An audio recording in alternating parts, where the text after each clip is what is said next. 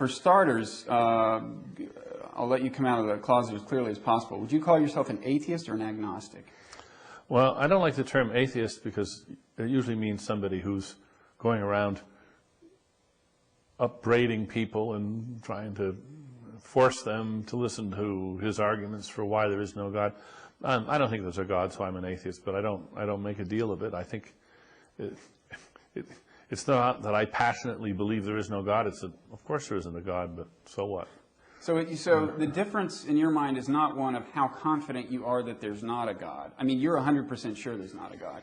100%. Am I 100% sure of anything? Okay. I'm as sure of it as I am of anything, yeah, I guess. Okay. But not 100%. I mean, the reason I ask is because that version of atheism has always struck me as, in some technical sense, logically indefensible, right? I mean... You can't prove a negative. Right. I think it was Bertrand Russell once said he couldn't prove that there was not a teapot orbiting Mars. Right. So he's a teapot agnostic. I'm a teapot agnostic with regard to God, too, I suppose. I can't prove that God doesn't exist. Right. And what are you... For one thing, the reason I can't prove that is that apparently no two people mean the same thing by God. Right. And some people, what they mean by God is nature. Well, that exists. And they worship nature. Right. So do I, in a way. Does that mean I believe nature is God? Well, who knows? Yeah. It's not supernatural. Okay. It's wonderful as all get out, but it isn't supernatural. Okay. And do you feel you're missing anything? I mean, do you wish you could believe in God? Is there no void in your life? No. In fact, I think that's actually a much more interesting question to ask most people. Or actually, it's hard to ask them because they don't want to answer it. I have a feeling that not that many people actually believe in God. Many people believe in belief in God. That is, they think it's a good thing, and they try to believe in God, they hope they could believe in God, they wish they could believe in God, and they say they believe in God. They go through all the motions. They try very hard to be devout, and sometimes they succeed, and for periods of their lives they actually do, in some sense, believe that there's a God, and they think they're the better for it. Otherwise, they behave like people who probably don't believe in God. Very few people behave as if they really believe in God. A lot of people behave as if they believe they should believe in God. Well, how would you behave if you believed in God? You would perhaps, and some people do this, be prepared to take what other people would call suicidal risks because you believe God is going to be there to save you. You would be prepared to give away everything that you own because God commanded you to do it, and so forth. Well, yeah, although there you're actually talking about a specific conception of God. Yeah, Not any conception of God that would make you think you could take risks without fear of death. No. And I guess that's...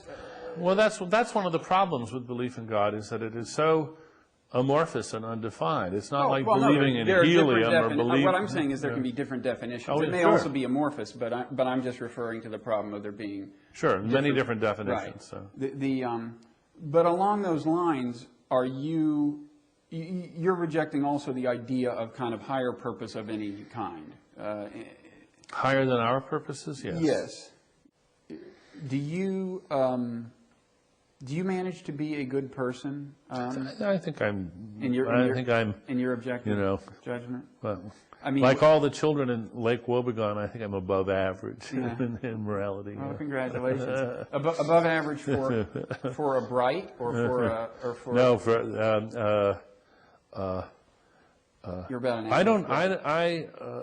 there's the things I've done that are wrong. I've got my little bits of guilty conscience, but I don't think I've done anything very, very bad. And I think I've done a lot of good. I guess the question is, you don't see belief in God or even belief in any kind of higher power or even a belief in a transcendent foundation for morality. You don't see any of that. That's really necessary as far as creating good behavior goes. Let's talk about transcendent and morality. One of the things that we have evolved to discover on this planet is arithmetic. We didn't invent it. We didn't make it. We found it. Mm-hmm. It is eternal, a priori, true. It's just great stuff. And it's true everywhere in the universe. It's true everywhere in any universe. There's only one arithmetic. Now, is that transcendent? I would say, yeah, that's, I don't know for sure what you mean by transcendent. It's kind of like a Platonic thing that was it's sort of, yeah, it's this sort of Platonism. And we happened upon its truth. We've discovered it, and it's true. Now, could there be a sort of similarly Platonic ethics? Could we find the universal principles of good behavior for intelligent beings? I'm agnostic about that. I don't see why we couldn't. I don't see that the parochialism of our concerns would necessarily stand in the way of. I mean, we can ask the same question about ethics that we ask about arithmetic. If we went to another planet, if the search for intelligent life, extraterrestrial life that was intelligence, if this paid off, if we discovered another civilization somewhere, in the galaxy that was intelligent, what would it share with us?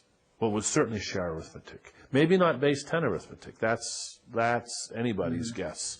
It might be base 12 or base 16 or base 8. Who knows? That's an accident. But it would still be arithmetic. Now, we can say, and would it share ethical principles with us? And I think, in some regards, yes, it would. Now, does that make those principles transcendent? Yeah. It's not might makes right, and it's not this is what our grandfathers did, so this is what we're going to do. It's not just historical accident. I think that there could be a truly universal basis for ethics. You mean to get to a point where any species could produce these great kind of collective products, which technologies and things are, they would have to come up with rules of the road for collaborative, cooperative interaction. Sure. Okay, and is that... It's like the evolution of cooperation. Right, yeah. Very much. Yeah. And I mean, you could almost say that it's like a, I don't know, and I talked about this with Steve Pinker a little too, who discusses it in I think one of his books. I don't know if he used the phrase "strange attractor," but it's kind of like a truth that's out there. It's an attractor, that certain kinds of evolution are going to happen upon when they get in the vicinity. Now, it's what I call a good trick with a capital G, capital T in Darwin's Dangerous Idea. Right. There are these good tricks of design which are going to be discovered again and again and again because they are the eternal good tricks. Arithmetic's one. Yeah. I think ethics is another. Now, what if somebody noted this by way of suggesting that adds to the evidence that evolution had some purpose? If it naturally happens upon something that even you would agree is moral truth, okay? Natural selection is likely to produce a species that happens upon moral truth. Doesn't that lend credence to the argument that maybe there was some point to the whole exercise? I don't think so. No? I was kind of thinking you might say that. I don't know. It just happens. And we can explain why it happens. Does death bother you? You said that one definition of a bright, this emerging interest group to which you proudly belong, is that they don't believe in life after death. Yeah. Would you rather there were life after death? No, I'd rather live to be 1,000. but then if you died at 1,000, what would be your preferences for an afterlife? I think the concept of an afterlife is a very useful fantasy for handling the grief of small children and others, and I don't disparage it. I think it takes a very strong and brave person to take on the task of comforting a child whose parent has just died, for instance, and the consolation value of believing that mommy's up there watching you is boy, that's a lifeboat in the storm if ever there was one. it is so transparently useful at times like that, Right. that I dare say that is enough to explain its popularity as an idea for our species for all time.